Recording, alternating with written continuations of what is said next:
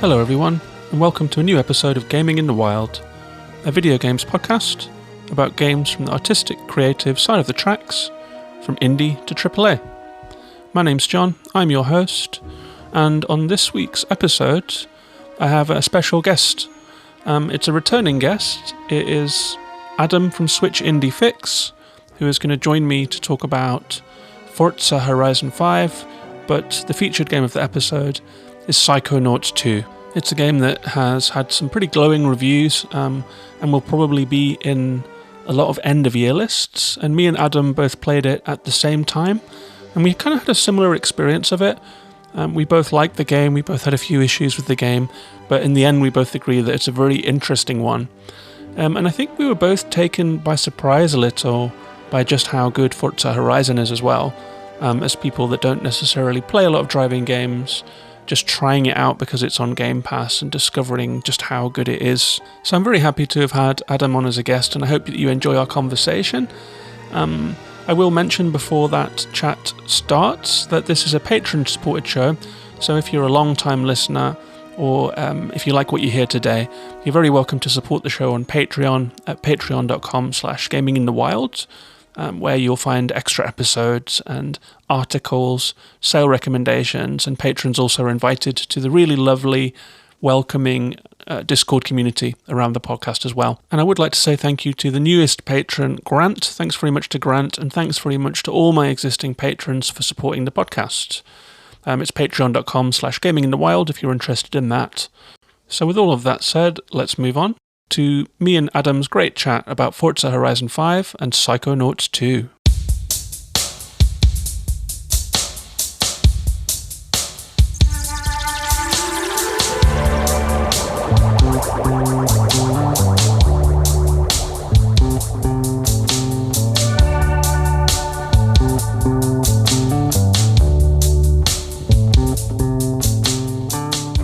Okay, so I'm joined this week by sometime guest of the podcast and friend of the show, Adam from Switch Indie Fix. How are you, Adam?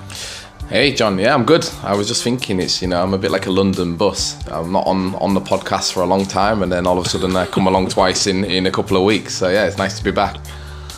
Yeah, good to have you back. Always enjoy a chat. So I thought we could just start with a little catch up, see what you've been playing, see how you are. How's life?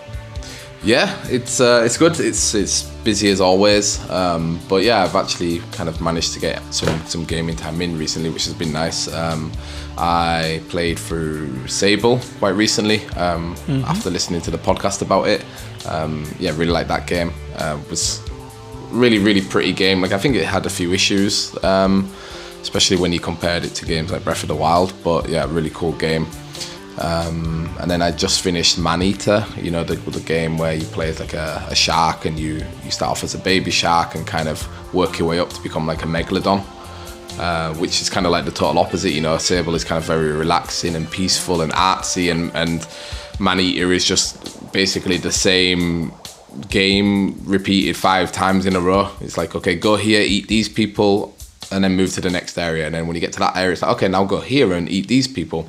So it was a lot of like mindless chaos, but still kind of, fun to just swim around and play as a shark, which actually I was kind of a bit worried about, because I feel like most games that are based underwater are never good. It's always like the worst part of the game is the underwater level, but the game actually was quite good, yeah, for an indie game. Yeah, it's kind of fun that I think open world games for a long time were so hard to make, or they just took so much resources to make, that it was mostly a big studio thing, and now it's kind of filtering down so that like indie studios can make open world games, so we're getting these kind of more odd and interesting ones. Yeah, exactly. Like I think Sable's a great example of it. Like yeah, it's just something so unusual and so niche that maybe 5 or 10 years ago wouldn't have really had a chance, I don't think. But now yeah, people are, like I said, willing to experiment, and I think as well it's kind of cool seeing games like Sable come to Game Pass day one, because I think it then also gives people who maybe aren't as experimental with their games a chance to try something and be like, okay, well, this looks cool, but usually I wouldn't play it because I don't want to pay £25 for it, or £20 or however much it costs. But they're like, okay, I can download it for free and try it, and then hopefully there's some kind of retention of the players through that, and more people get to experience the game, which is nice. Mm-hmm. Yeah, I've been living on Game Pass games recently, honestly.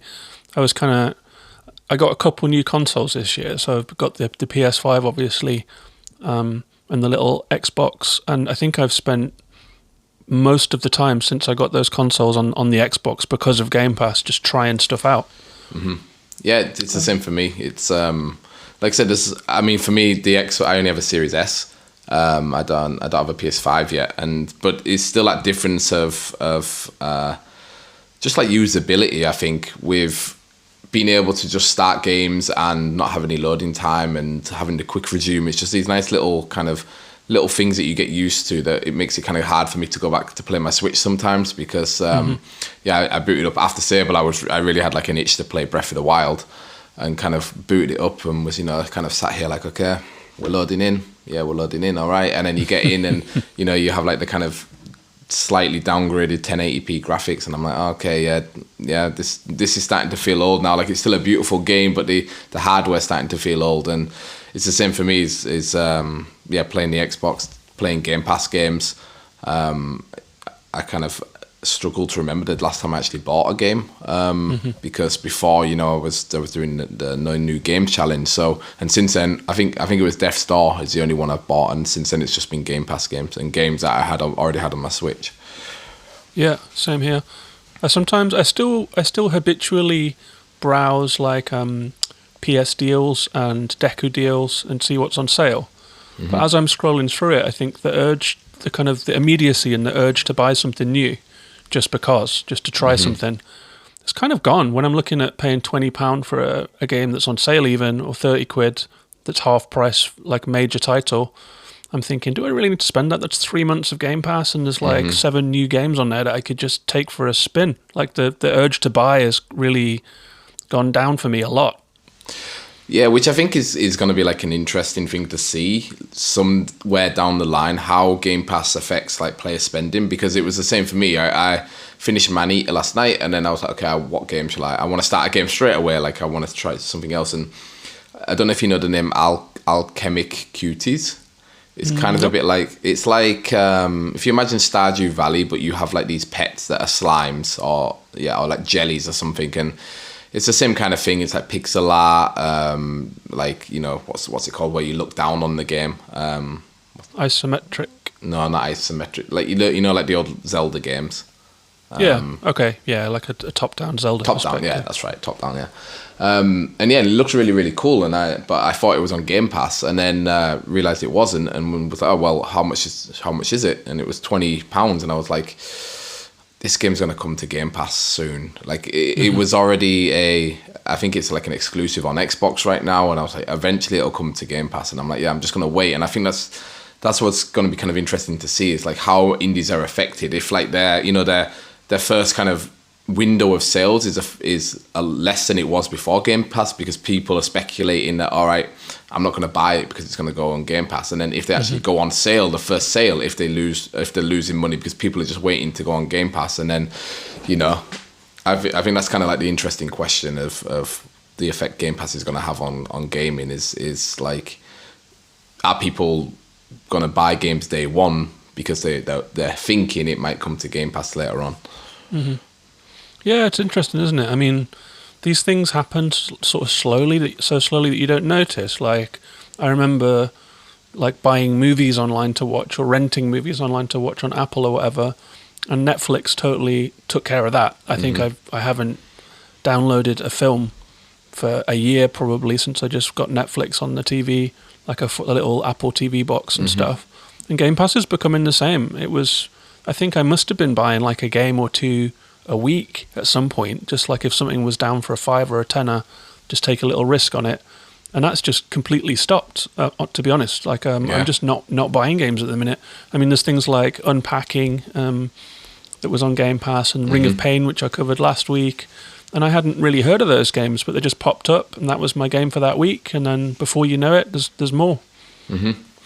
Yeah, that's it, and it's a great way to kind of find new games. Like, how, like, what is your kind of like habit with playing it? Are you like picking games and kind of playing through them, or like starting games and then being like, I'm not really interested in this anymore, I'm going to try something else? Like, how do you approach it? Because you said, you were, go ahead. Yeah, I mean, when something every time there's a new Game Pass announcement and there's 6 or 7 games, maybe there's like 3 that will apply to me and a couple that won't, and I'll just download them, take a little test drive, and it either sticks or it doesn't. If it doesn't, then I'll just delete it. Like Moonglow Bay, I think, was one of those ones where I just tried it. Right? Yeah, I tried it a little bit and I thought, this is not for me, this one. It's a bit grindy. It's not quite hitting for me. But then there was a game, Ring of Pain. It was just a random card game. And I ended up playing it for 3, 4, 5 hours. And so some stick, some don't, Yeah. But there's just always such a flow of things to try. It's really, really enjoyable. And I think that's what Game Pass has got over comparable services, I think. It's the curation of it. Like, they just seem to be absolutely nailing bringing in interesting indie games of a big variety mixed with these kind of day one blockbusters. And so it's just a really nice menu just being served to you all the time. It is, and I think we'll kind of move on to it. But like now, with Horizon 5 or Forza Horizon 5, it's another one where I kind of forgot that it was coming out this year, and then all of a sudden I get a notification on my phone like, it's ready to download, and I was like, okay, perfect. Like, I'm looking for a new game to play. Like the Forza Horizon games are always great, so I downloaded it, and then I've been playing it probably like 2 or 3 hours before we started recording, and was having a really good time with it. Yeah, same. I'm taking a little Forza break to do the podcast, to be honest. It's been dominating my free time in the last week. Yeah. Have you played any of the other ones? The Horizon games? Absolutely not. And, Forza Horizon was like a bit of a shot in the dark for me. Like, I didn't know what Forza Horizon is, and I hadn't played a driving game for so long, to be honest with you. Like a little bit of Mario Kart. But other than that, it's been probably like V-Rally and Ridge Racer and Wipeout and games like that. So I was really into those. It's been a real while, so I hadn't picked up a driving game forever. So I had no expectations on Forza, but the hype was so much. And it's like a £60 game that is just on Game Pass day one. So of course you try it just to see. And wow, what a game that is, honestly. Like, open world driving is just new to me. Haven't played an open world driving game before, and haven't played a driving game since those old PS1, PS2 titles. So this is just an eye-opener. I'm really blown away by it. I've been heavily addicted to it in a way that is quite rare for me. Yeah, it's just such like the game's all about like freedom, right? And you really feel that, because even driving between the races is fun. You set your marker and it's like, okay, you've got to drive 3 kilometers to the next race. And that 3 kilometers is just so fun to play, because the roads are so well designed to make like driving interesting, and the cars just look amazing. And like the game itself is like gorgeous, and probably one of the best looking games out there right now. Like, even on the Series S, it looks amazing. And yeah, it's just one of those games where you're always just getting something. Like, sometimes there's a bit like of information overload, I feel like, because it's always at points ticking, there's things checking off all the time, there's like achievements popping at the bottom, and you and it's kind of clever, like it's there but you don't have to notice it if you don't want to. But then when you kind of pause and go into the menus, you realize, somehow, just from like really driving around, I've unlocked all of this stuff, which means I get this many spins on the Wheel of Fortune or whatever it is. And then it's like, okay, cool. Now I can I got all of these cars for free and stuff. And yeah, it's just like you said, it's a very like addictive experience. Yeah, it's a great game. It is, honestly. It's just like eating sweets forever. It's just kind of every time you kind of do a little race, and then you get a gold, and then you think, maybe I'll do the next one in this series. Like, I'm going to do all of the dirt tracks, or I'm going to do all of the road tracks. But then I found that I've always got a plan. I'm like, I think I'm going to do all the road tracks and just be really organized and just do them, learn how to race on the road and get really good at it. But then between track 1 and track 2, turns out there is like a high jump off a cliff that you can do, and then you get addicted to that because you only got 2 stars and you want to get 3. And then maybe there's like XP boards in strange places that there are these little purple boards that are on top of buildings sometimes and just hard to reach places, and so you have to puzzle out how to get your car to that board, which is usually some kind of insane stunt. And then there's those blockbuster events that come up, and you're getting notifications of like group events, or there's just so much happening that it's one of those open world games where you're constantly derailed from whatever you're trying to do by just endless amounts of ambient fun happening all around you all the time. Yeah, it's kind of funny because I was thinking about it before, because when I got the Series S, which was like a year ago, the first game I played was Horizon 4, and my one criticism is of Horizon games are they just feel like a lot like the same game over and over. And I kind of learned that in the last one, that you want to pick like a section and check off everything, and it's just like you just can't. Like it just gets to the point where you finish a race and then 5 new ones pop up, and you're like kind of like chopping the head off the Hydra, and every time you finish something else pops up. So that's it. It's just like there's so much stuff that it just feeds you to do, and like you said, just kind of gives you glimpses of stuff to be like, oh, what is that over there? All right, I need to go and see it, and you get like distracted a little bit. And that's kind of one thing that I like it, but what I miss from like the old racing games, like I was really into like the Need for Speed Underground games, and you kind of felt like you came up from the streets. You had like this really bad, like, I don't know, Vauxhall Corsa that you eventually upgraded, and then you had like this really nice car, and you could sell that and buy the next version, and you had these like progressions. Whereas I think in Forza, like I say, it's just constantly rewarding you. So you start out with like a very average car, then you do a race, and then you might win like a Lamborghini, and you're like, oh, okay, now I've got a Lamborghini. Like, I don't feel like I've earned it. I just got it because I was lucky. That's the only like criticism I have of it, is that like the progression is fun, but like you don't feel like you've earned a lot of it, at least for me. Yeah, I agree with you. I wish there was a career mode for sure. You start with 3 cars. Does everyone start with the same ones? Is it like a Supra and like a Ford?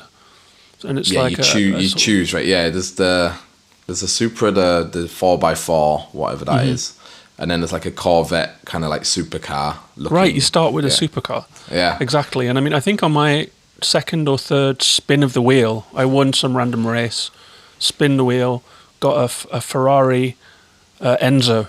Just one of the classic cars of all time. And I'm not someone that really cares about cars, but suddenly there's this beautiful, sleek, red, dreamy, shiny speed machine in the garage. And then you spin the wheel again, and suddenly it's like a huge, chunky 4x4 with massive suspension. I think I've got 90 cars in my garage at this point, or something stupid, just from like racing through this game with completely addicted, staying up way past bedtime, waking up thinking about it. I'm like hyper addicted to this game. Yeah. No, I guess that's what the formula does. It's like constant reward. Like you said, you can drive through a field because you went off the road, hit a bunch of stuff, do an accidental jump off a sand dune, and then the numbers whir up and you've got skill points. It's like you can't lose at this game almost. It's a constant kind of dopamine hit of doing well and seeing the numbers spin. Yeah, no, that's it, and I think that's why it works. Like it's it's great, and also like the photo modes. I posted some screenshots before the podcast, but the photo mode's great as well. Like you have so many different interesting locations, and like the car models look gorgeous. And like there was like one where I drove through like a stream with the 4x4. And then as I was driving through, went into the photo mode and kind of like zoomed in, and you could just see all the water droplets running down the side of the paint and stuff. And I was just like, there's so much detail in this game, and it's just kind of unbelievable how far graphics have come. And I feel like racing games are always kind of out there as like a kind of like, look at what we can achieve now with graphics. And this is the first racing game on next gen. Like I can't imagine what like Forza 6 or 7 is going to look like, because it's just going to be unreal. Yeah, I think this is as close as any game has come to being photorealistic that I've played.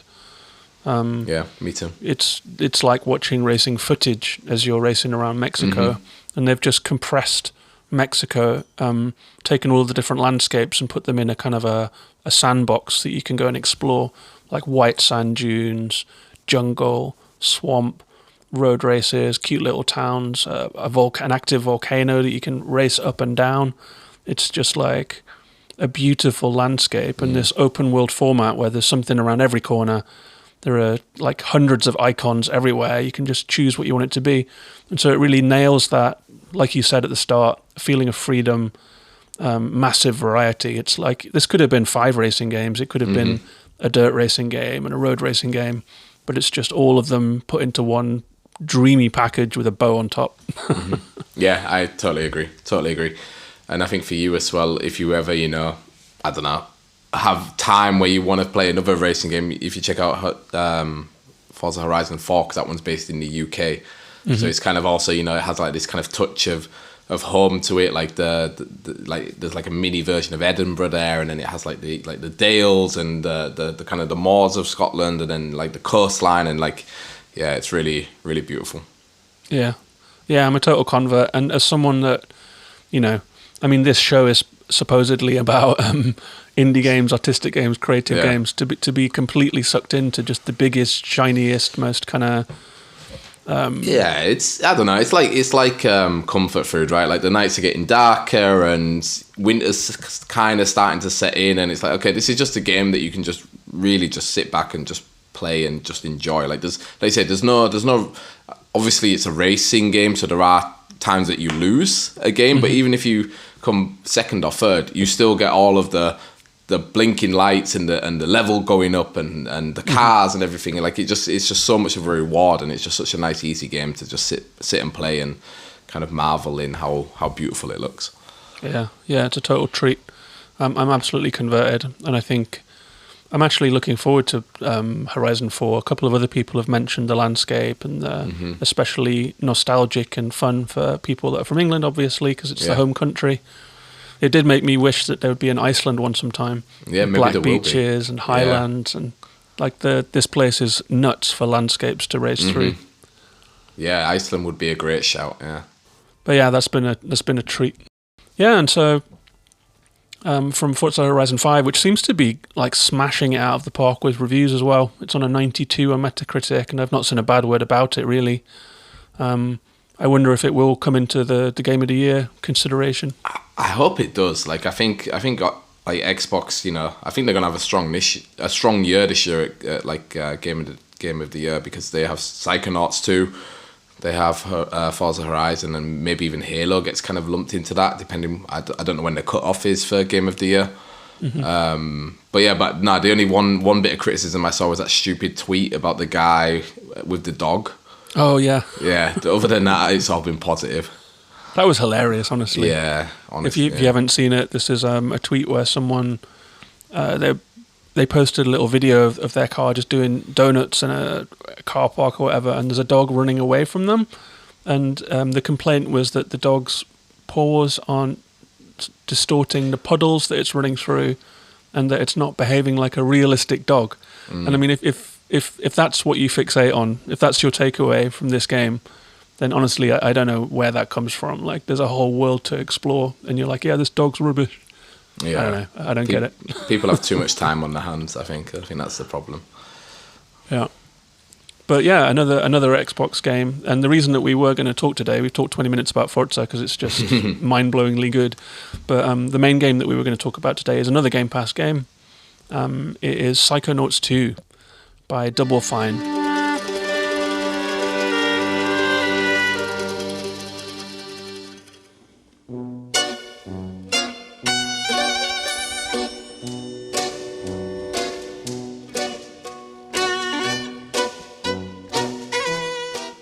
And this one, I think, also swept the board with great reviews.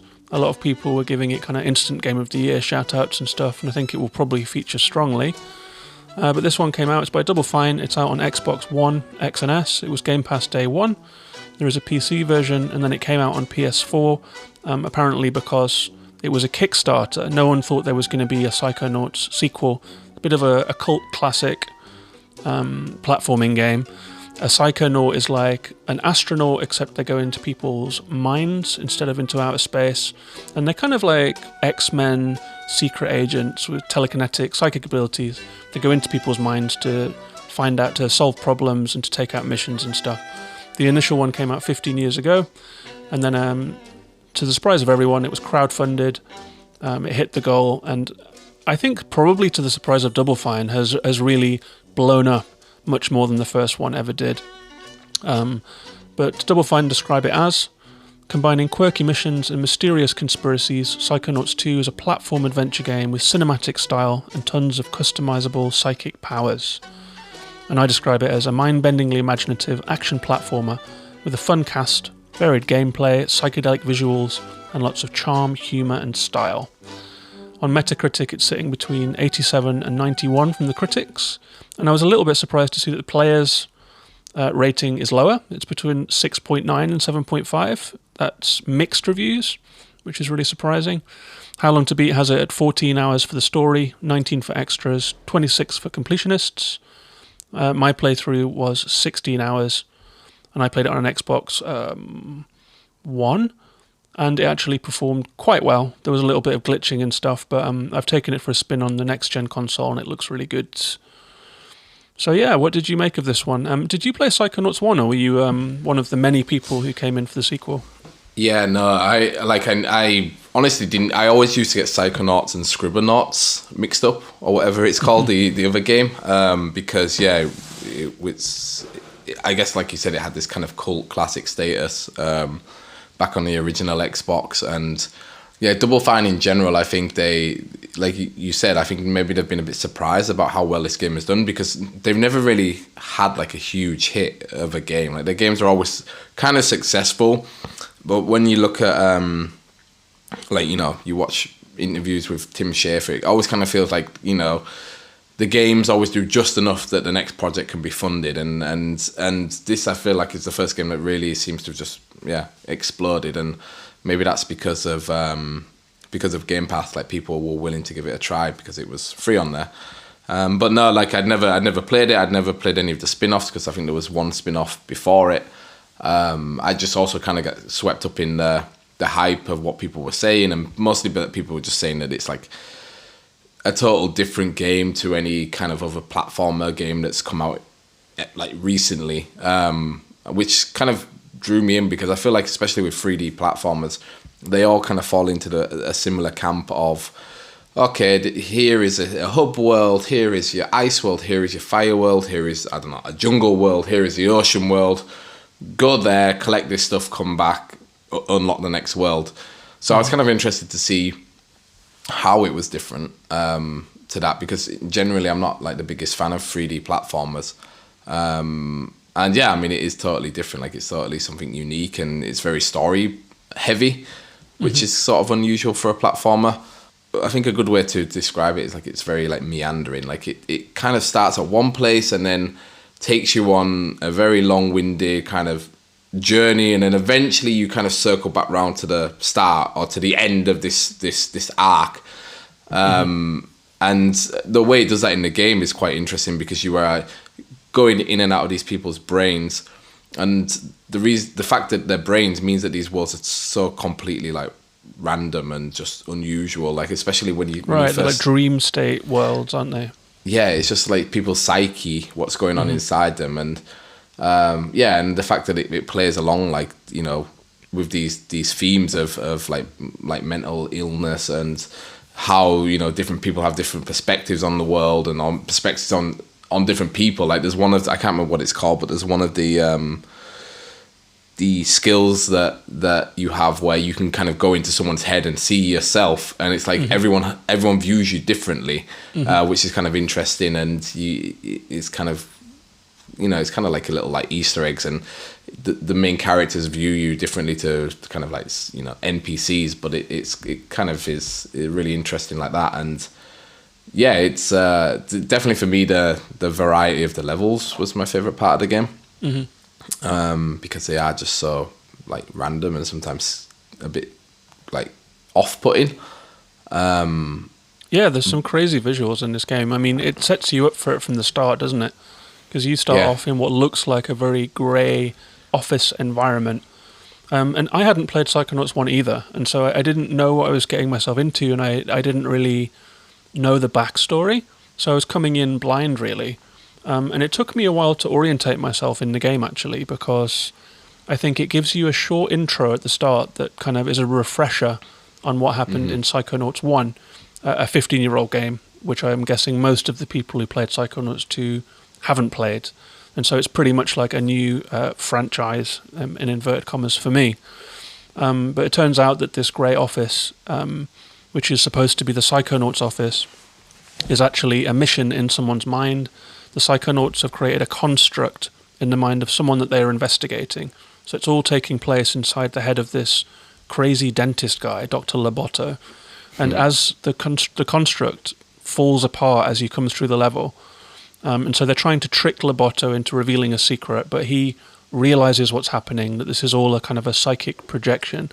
And because he's a dentist, this construct starts to just peel apart in this crazy way. Suddenly there are like big gums and there are teeth everywhere sticking out of the walls, and the gravity goes very strange. So you're walking down a corridor and suddenly you're walking up the wall or platforming up the wall. And straight from the off, you're like, this is something different. This is not something you're going to get in a Ratchet and Clank where you're just kind of zooming from place to place.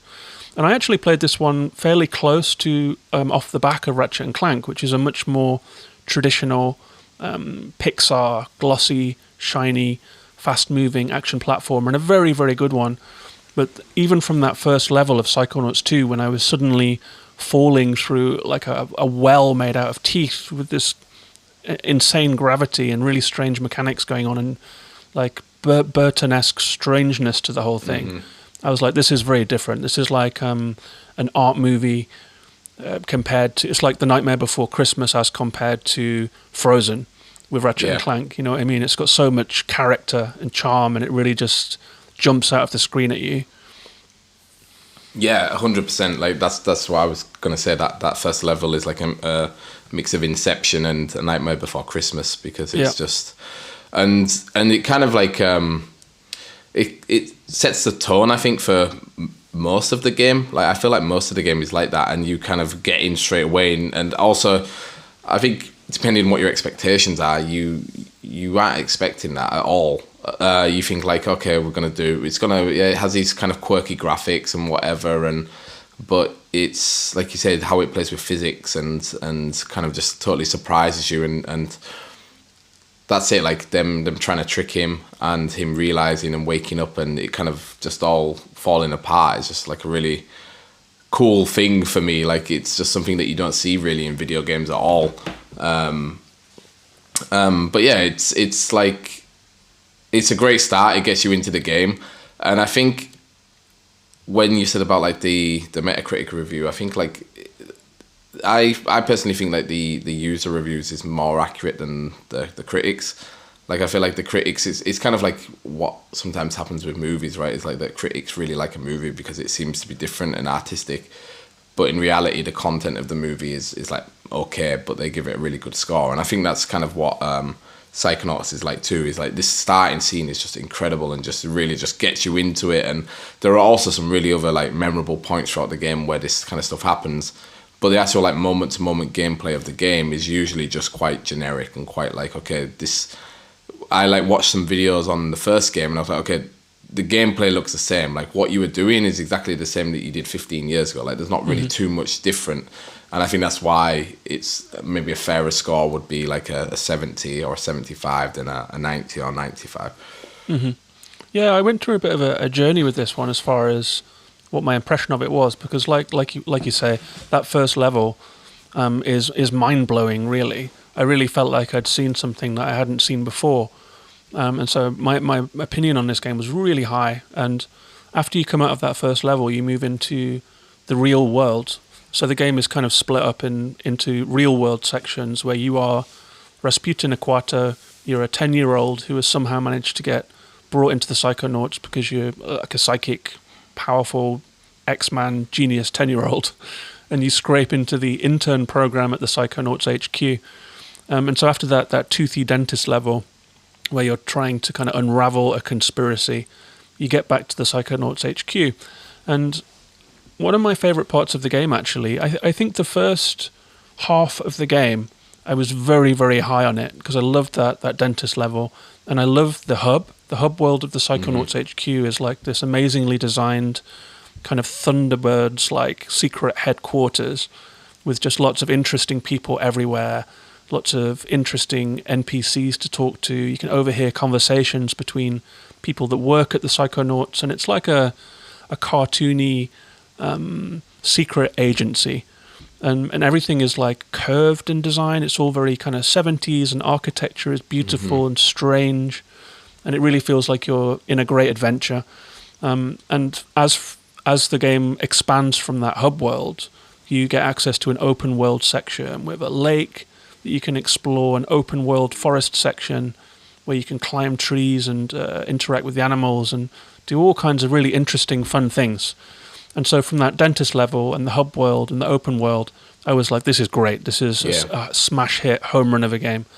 But then as the game progresses, you have to go back into more people's minds. And every time you go into someone's mind, it's completely different. So say it's a librarian, then suddenly you're climbing up huge teetering bookshelves with flying books everywhere. And these are the really odd psychedelic levels. And it's kind of what I think is supposed to be the best part of Psychonauts 2, is going into people's minds and having these one-off, disparate, striking, strange platforming levels, and then back into the hub world. But the way it worked for me was that I was enjoying the hub world so much, and the open world section, the real world. When it came into time to dive into someone's mind for like a linear assault course level, I was kind of not looking forward to them as much as I think I was supposed to be. And I actually found that as I moved through them, the novelty wore off, I would say, around halfway through the game. And I started not quite looking forward to them quite so much. I think perhaps they got a little looser, and they got a little... I was like, okay, another one. Now I'm in a hotel worker's mind. Now I'm in a cook's mind or whatever. And they were fresh. They did stay fresh, and there was different gameplay in every one. But I was finding myself not wanting to do the Psychonaut missions because I was just having fun in the main game. Yeah, and I agree with you. Like, my favorite part, I think, was when you kind of go out onto the lake, and I just thought it was such a really well-designed area because it kind of funnels you into the right direction, but gives you that feeling of like, oh, you can go in any direction now. But, it does that thing of like, well, here is like a light over here, so maybe you should head in this direction because there might be something cool there. Yeah. And I really, really like that because, you could just kind of go out. And, I mean, it's a bit annoying that it's a lake because you're allergic to water. There's like an old family, like, superstition, I guess, that the Aquatas are, cursed to die in water. So if you ever touch the water, I think you have like 3 chances, and then Raz gets kind of sucked under and you lose some health. Yeah. But no, it was just like kind of like a really fun kind of playground to explore, and there are secrets and collectibles hidden all over the place. And I mean, some of them I guess are more important than others. Like when you find these half a minds, which actually if you find 2 halves, you create a mind and it gives you like an extra heart. And then also within, I think that more in the minds, there are like this luggage stuff, which I actually don't know. Did the emotional baggage, does that actually do anything? Like, does it give you anything, or is it just like something to find? I can't remember actually. I mean, as far as collectibles goes, there's so much going on. There is, like you say, there's these half of minds. There are figments when you're in a mind mission, which are just these kind of glowing doodles that are in the air. And you collect them just constantly. The kind of moment-to-moment gameplay as you're coming through it. Yes. There's like stuff everywhere, right? A coin, I guess, in Mario. Like, they're just all over the place. Yeah, exactly. So there are so many different things to collect. I don't even know if the emotional baggage... The emotional baggage is something that exists as part of the mind missions. So in the mind missions, like... The enemies that you face are things like doubt or anxiety. And they're a different kind of monster that you'll have to face. Yeah. And then in the minds, there's also these emotional baggages, which are just kind of crying pieces of luggage that are hidden in strange places. But to complete them, you first have to find the tag. So if you found a tag for a duffel bag or a hat case, and then you find the suitcase, you can't complete it until you found the tag. And there's also Psytanium everywhere, which is just these purple crystals that you can use to buy upgrades. And so there must be like 4 or 5 different types of currency that you're collecting all the time. And I actually didn't really fully understand what they were. I was just grabbing them as I went and running through this world. There was lots of systems here, and there's a skill tree that you can use to upgrade your abilities. It's got all of those kind of modern game trappings of having a skill tree, a map, and collectibles, and ratings when you come through a level and stuff. But I didn't engage with it too much. I felt a little bit the same as Ratchet and Clank, actually. Sometimes it feels like systems are put into games because people think that a modern game should have that system. And Kena Bridge of Spirits was very much like that. There was a skill tree, but the skills didn't really change your experience of the game. But they felt like it should be there to incentivize you to keep going. Yeah. Sometimes I think that the template of how games are supposed to look in this day and age, it's like it has to have a skill tree, it has to have all these different collectibles. And I'm not sure that they always add to the game. I think that perhaps, like, I understand that people feel like players want that because it's in every game, but sometimes I think they should question if it actually impacts on gameplay positively. You know what I mean? Mm-hmm. Yeah, no, I think that's one thing that Psychonauts has as well is, you have these badges, and you can use the kind of the currency of the game to buy badges, and badges do different things to you. But I think I had like 3, which I just used throughout the entire game because I was like, I'm not invested in doing this. Like, I use my money really just to buy, health and like the equivalent of health potions. But yeah, and that was it as well. It's like kind of like this meandering feeling, especially with the luggage, the emotional baggage, because you find them, but then you have to find the luggage tags, and then to find the luggage tags is usually quite like they're hidden somewhere. But then so you spend time like finding it and collecting the right ones for the right pieces of luggage, but then they don't give you anything, and that's kind of like I say, like it's just a bit of like a waste of your time, because it's like, okay, fair enough, maybe I want to challenge myself via the platforming to get this tag, but most of the time they weren't that hard to find.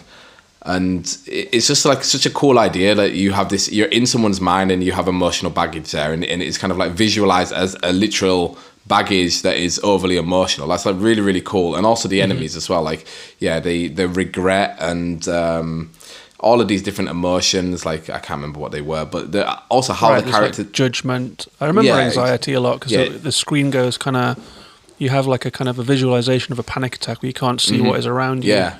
And Judgment is a guy with a huge gavel who's chasing you, and they stuff like that. Like it's just really, really creative, and that's what makes the game stand out. It's like this stuff is so creative, but then on the other side, the emotional baggage just felt like it was a bit of a waste of time, and also and then you get to the enemies, and I felt like the enemies were all kind of a bit generic how they actually attacked you, and getting kind of back to the point. I felt the same as you. Like going into a mind was always a chore, where I was like, okay, fine, like let me try and rush through this as quickly as possible, because I felt like eventually you got into a pattern of you go into someone's mind and you have to do 3 things. You have to collect 3 things, and one always takes really long to collect. Then the other 2 are really usually quite quick to find them, and and that was kind of a bit of like a rinse and repeat for me. I felt like that's how these minds were made, and then you kind of get back to the real world and you're like, oh, okay, cool. I collected all of this stuff. Now in the real world, I can go and spend the money that I collected and stuff like that. But in the mind, it's a bit like, it felt to me at least, I was kind of like, okay, I just need to get through this. Like, some of them are really cool, but they took way too much time for me. And again, saying it's meandering, you enter the mind, and sometimes you're in them for so long you can't even remember why you're there, like what you're looking for. For sure. And then eventually you come out and you realize, oh yeah, I was looking for a mirror piece to fix this mirror, but it took me like an hour and 45 minutes to find it, and in that hour and 45 minutes, so much happened that I can't even remember what I was doing there. I mean, this is a game that I like and I had a really good time with, but as we were saying just before we recorded, like it's been for me like 3 or 4 weeks, I think, since I finished it. And you know how when you finish a game, like you have a mark in your mind for it. I'm doing this 1 finish a week challenge, which means that there's a spreadsheet that a bunch of people have on Twitter, and whenever you finish a game, you put in the game, you put in the date that you finished it, you put in your marks out of 10. And it's really interesting because you're giving that marks out of 10 straight off the back of finishing the game. So it's like fresh take, a hot take on how good this game is. But then when I scroll back through it at the end of the year, I'm like, oh wow, I only gave that one a 6. But in my mind, that was one of the best ones of the year, or I'm like, wow, I gave that a 10, but now I'm thinking it wasn't that good. And I think I gave Psychonauts like a 9 when I was fresh off the back of it, because it's just, like we've said, there's so much imagination. The visual style is so good. Everything looks like a Tim Burton movie. It is very Nightmare Before Christmas. All the faces are very stretched and oblong. Everything is a little bit surreal, and they all look like these cool models that you're moving through, like a model world. Everything's shiny and interesting to look at. And the whole tone of the game is very much tilted and odd and at an angle and not your usual kind of game. And so there is a lot to love about it, for sure. That's what I like about it, is that like everyone is like, no one is perfect. Like no one is like the typical the stereotypical video game character. Like everyone has like an issue and has like a demon inside them, and that's kind of what the game is about, I guess, is like learning that everyone has this demon, and it's okay, and it's also okay to be kind of scared of this demon. But you know, I think the game is trying to tell you, like, you know, if that is the case, you should try and speak to someone, and you should try and get someone to help you, and not just keep bottling this stuff up. And that theme for me is like, it's really, really cool. Like it's really cool that these kind of games are getting made, and especially that this kind of game had so much success, because it's like you said, I feel like these games were kind of limited to the indie space, which Double Fine kind of was until they got bought by Microsoft. And now that Microsoft owns them and they have this huge platform, way more people can play these kind of games. That's really, really, really cool. Like that's kind of the best part of the game for me, is like the themes that they tackled. But it's still. But yeah, we should probably take a moment to get it out of our system that this game does have some problems. Yeah.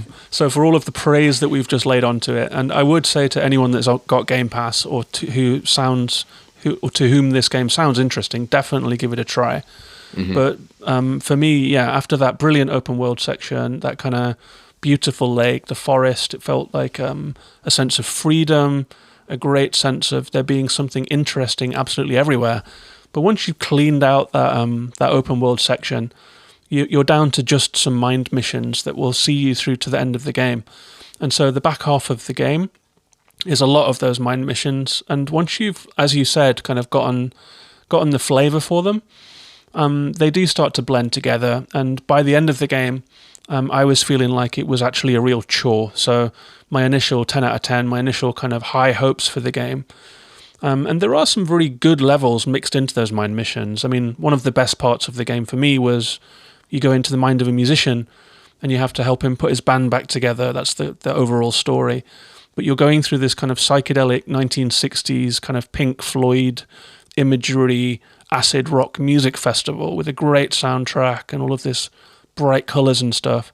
And that was a real highlight. But then there are other ones like the library one, and there's one where you have to go into the mind of maybe like a mayor or something. I can't remember, but you have to fix a town that's going wrong. By that point, and then there's this guy who you have to go into his mind 3 separate times to fix 3 different problems that he has. And because I didn't play Psychonauts 1 and I'm not tied into the lore of it, a lot of it was going over my head. So there is this guy called Ford who was a big character in the first game, and he just kind of pops up. A little bit like, say, Buzz Lightyear suddenly appearing in the last third of a Toy Story game. Everyone's supposed to know who he is, but I didn't really. And so it was just, okay, 3 more mind missions. I don't really know who this guy is exactly. I felt like I'd lost the thread, and that sparks of imagination that was making it great had become predictable by the end of it. Yeah, and he's put in as like this really big character, but like randomly weirdly appears out of Rasputin's head when you put bacon next to his ear or something. and like it's like you said, maybe that's kind of our fault for not knowing the game, the lore of the other games. But yeah, the game does that quite a lot. Like I think it's important that it does do that, to like give a nod to the players, and the fact that this story is set literally after, like, there's like the first game and then the spin-off, and then this is set straight after the spin-off. Yeah, it's 3 days after the end of the first game. So it's kind of like you're still kind of in this overarching story of trying to find out who Loboto is working for, and then eventually it kind of evolves into something else, and the ending kind of is like so far away from where you started. Like, But yeah, it's kind of like you said. I was the same. I started when I finished, I was like, that's a 9 out of 10, easy game of the year. Nothing I've played this year is close to it. And I think in a lot of respects it still is like that. Like it's so different and so unique in a lot of ways. But as like a complete package, I agree. Like now looking back at it, like there's one point where it basically like gives you like a, I don't know, like a haha, we tricked you into thinking you were on the final boss fight, and it's not the final boss fight. You get dragged out, and then you have to go and do all of this other shit to come back again, and then have to fight the boss. And I'm like, why did you do that? Like, if you'd ended it here, it would have been a good ending. And now I'm like annoyed that I have to spend like another hour and a half doing the stuff that I've already been doing again.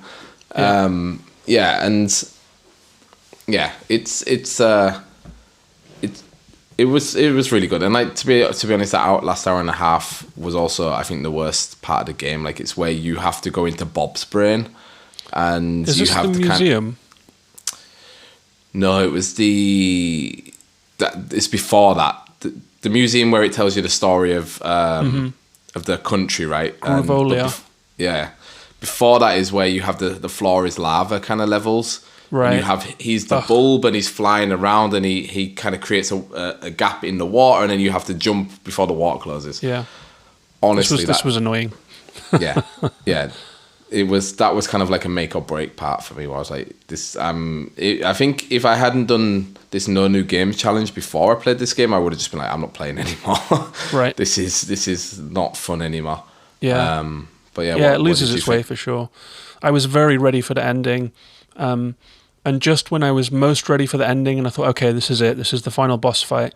And then instead of a final boss fight, what I got was a section where you have to sit in it's a bit like a ghost train. You sit in a chair, you pull down the lever, and then you come through a museum. So you're just sitting there for minutes and minutes and minutes that rolls on and on and on, being told the history. And it's like exactly what I didn't want was a huge plot dump that takes half an hour, or a very passive. I was like, I'm ready to finish this game. I just want to see credits. I've kind of had enough of it. I've had my fill of Psychonauts 2. And then at the very moment where it's supposed to be climactic and you're ready for credits, you just get this really extended, really slow, really lumpy, not as good gameplay as the rest of it. And so it really, really trips over its feet at the finish line in terms of the arc of the game and the pace of the game, in my opinion. Yeah, no, I totally agree. Like it's kind of takes like a very like 90-degree left turn, and you kind of like, okay, this is where we're going down now. All right, fine. Like this character that without spoiling it, but so this character that we kind of finished their section of the game like in the start of the second act is now very prominent again, and you're like, all right, why? And then I guess as you're thinking that, they're like, oh, well, let us explain to you why. And you're like, all right, cool, I'll sit here and listen to this really annoying music. And like you say, it's kind of like, what's the ride called in Disney World? Like a tiny world with all of the robotic kids. It's kind of like that. Like it's all animatronics, and the story's getting told to you from the perspective of this character. So obviously the story's very distorted to be very biased towards him kind of thing. Yeah. And it's like a fake museum, isn't it? Yeah, and like you say, it's just the pacing is just way off. Like where you're ready to finish the game, and you're like, all right, I'm just literally sat here on rails. Yeah, just checking my phone whilst this story dump happens. Yeah, which I don't know is a shame. That's kind of what I was getting at before. It's like the game starts off of like you are this spy who is like, or the secret agent who can go into people's brains, and there is this big bad person who is controlling this doctor, and you have to kind of like work out who this big bad person is. And you're like, that's kind of a cool idea. That and like you go into like Inception, right? You go it's into like a Bond movie, isn't it? Like the secret villain. Exactly, and the idea of being able to go into someone's brain and finding out their secrets is really cool. But then when you get to the very end of the story, you're just like, this ending is totally different. Like you're still chasing the big bad, but then you realize like the big bad isn't really the big bad anymore, and all of the stuff in between just kind of you get a bit lost in it. But yeah, I think I mean I would have prefixed this conversation with saying we were going to discuss late game stuff, but the convoluted nature of the plot And the confusing nature of the plot means that even if I was trying to spoil it, I'm not sure that I could exactly. It's a bit of a scrambled plot line in my mind. I'm still not exactly sure.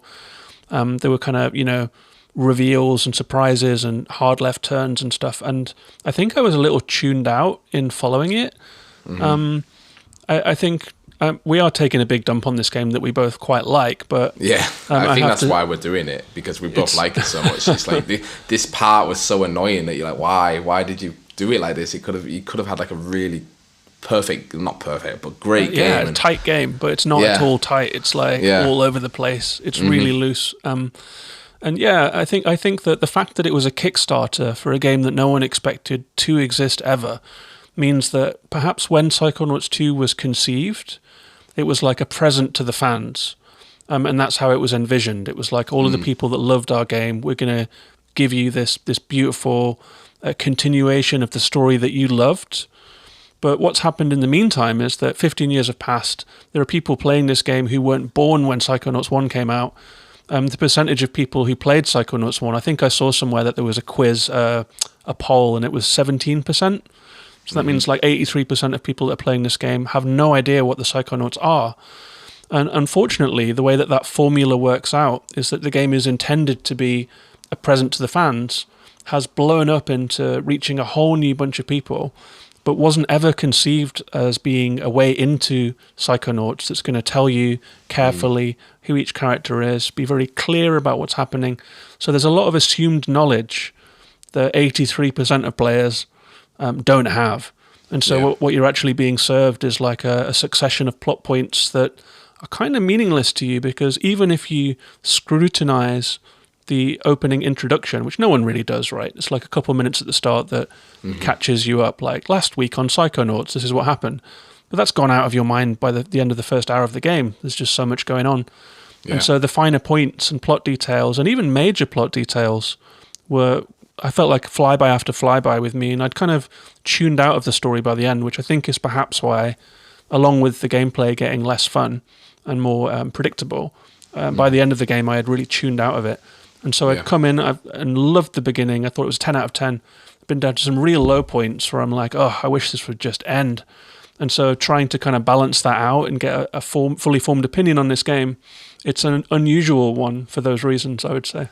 Yeah, and I think it might be like you say, like it might also be like the scope of this game changed. Like when it got funded on Kickstarter, it was like, we want to make a second game to this kind of cult classic. So maybe originally the idea of the game was, we'll make it 4 or 5 hours. We'll tell this story that we kind of felt like maybe we never got to finish 15 years ago, and that'll be that. And then as Microsoft got involved and more people got involved in the game, they're like, well, now you have a budget that you're not just spending Kickstarter money anymore. You actually have a budget and you can make more to the game. So let's make it a 15-hour game.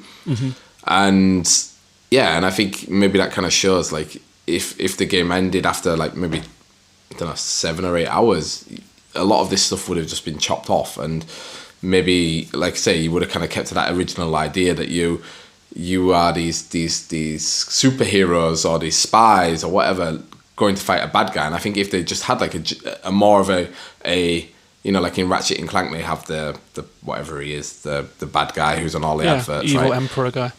Yeah, and it's like maybe if they had something like that, it maybe would have just give it a bit more of like all right, I know why I'm doing this. I'm doing this to get to this bad guy. But there's parts of the game where you realise, like, well, like I said, the bad guy isn't that bad, and it isn't their fault they're the way they are.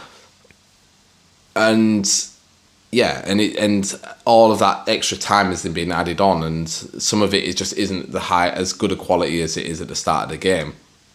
And I think that's why, like I said, like we both like the game, but there are some points where you're like, well, yeah, why am I doing this? Like, I feel like I shouldn't be wasting my time here. Exactly. Yeah, so it's got these 10 out of 10 moments and so much to love about it. But I mean, if at any point during a game you're thinking, I wish I could just stop, and really powering through the game, that's illustrating some kind of problem, isn't it? Yeah, totally. Like it is, and that's it. I think luckily it's the game still had enough to keep me invested. Like I think the characters were still interesting enough, and the levels design and the levels themselves were, like I said, always totally unique.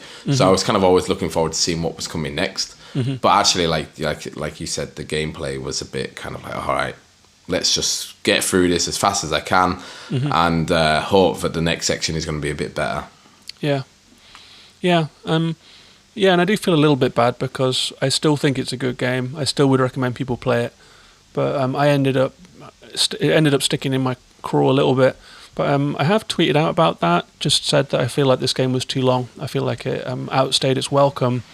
And a lot of people have just said that they didn't feel that way actually, and that they enjoyed it throughout. And I think that it's interesting that the critics and a lot of the feedback that I got on Twitter was that players just didn't feel that way and that they'd enjoyed the whole thing.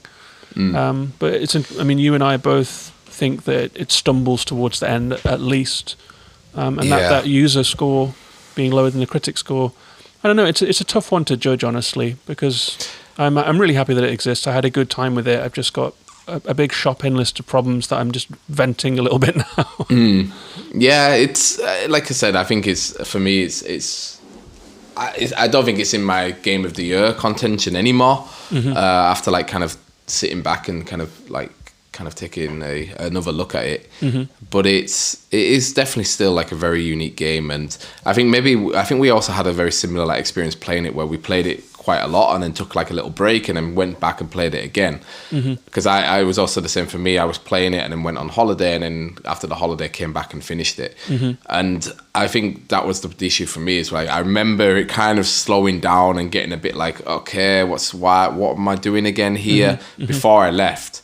And then was away for like 2 weeks, and then came back and was like, all right, what was I doing, and who are these characters again, and why am I like after this item? And maybe that's why. I think maybe if I'd continued to just keep playing it, maybe there would have been enough momentum to get me through the kind of low points and be like, all right, whatever. But I think it was for me, the break maybe broke it up a little bit too much. And I remember like going back to it and being like, or wanting to go back to it and being like, I remember it wasn't as fun when I left. Like, should I go back to it and finish it? And I was really a bit like, I don't want to, maybe I'm just going to move on to the next thing. But I'm kind of like proud of myself that I did go back and finish it, because it's definitely a game worth finishing, even though there are these kind of points towards the end that drag a little bit. But no, I think it's a good game, and people should try it on Game Pass if you have Game Pass. What is cool is also it's on PlayStation, which, I mean, for an Xbox fan, it's a bit of like a harder pill to swallow, because you're like, potentially the best game of the year is also on PlayStation. But it's great again because more people get to play it, and I have two colleagues that they both only have PlayStations, and I was like, yeah, you should definitely play this game, because it's really, really unique and really different, and it's actually available on PlayStation, which is nice. Yeah, it seems like that's just the tail end of what's happening, isn't it? Xbox buys up the studio. The studio has to finish its former business, games that were in production.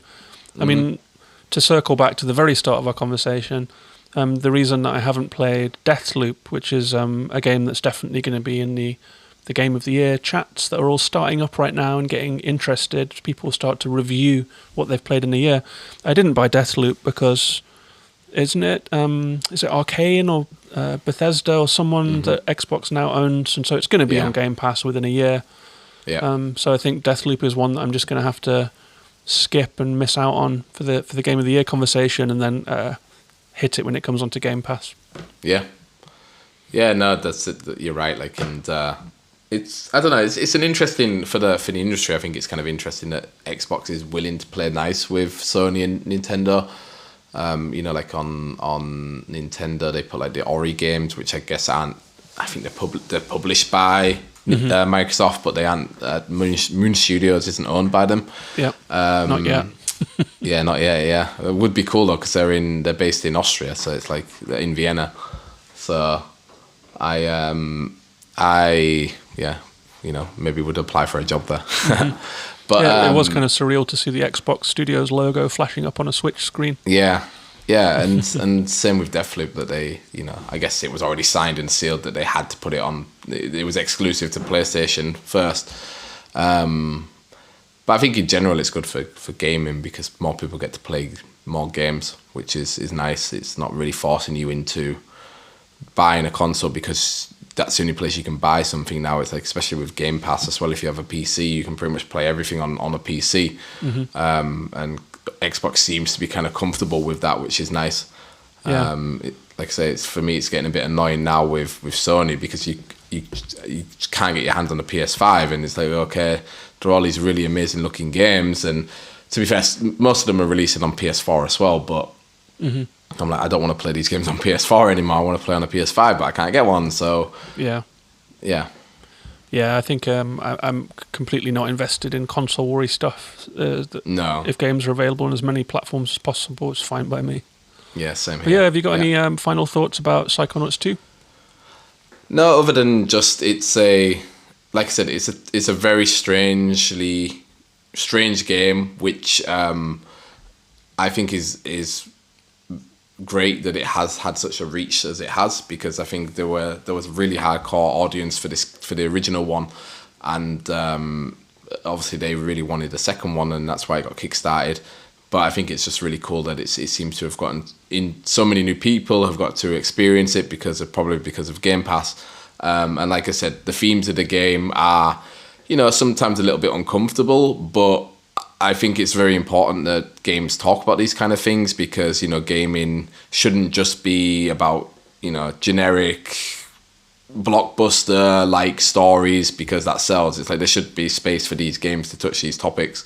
And again, I think it's really awesome that so many people have got to experience this game because, I think in that sense it's really, really good. There are a lot of issues with it, but no, it's still a really good game.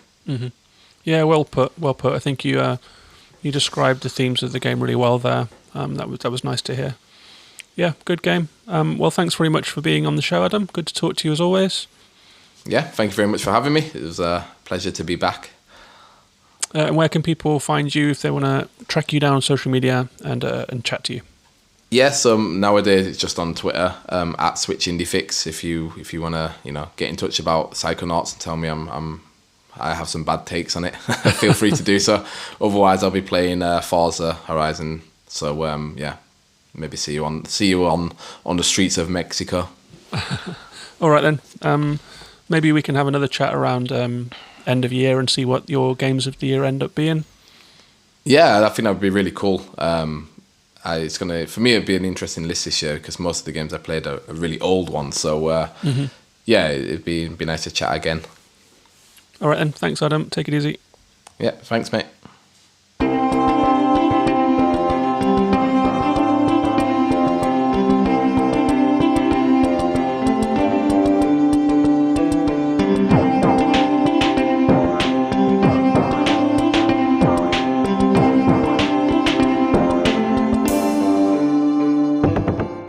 So I hope you enjoyed that chat about Psychonauts 2 and Forza Horizon 5.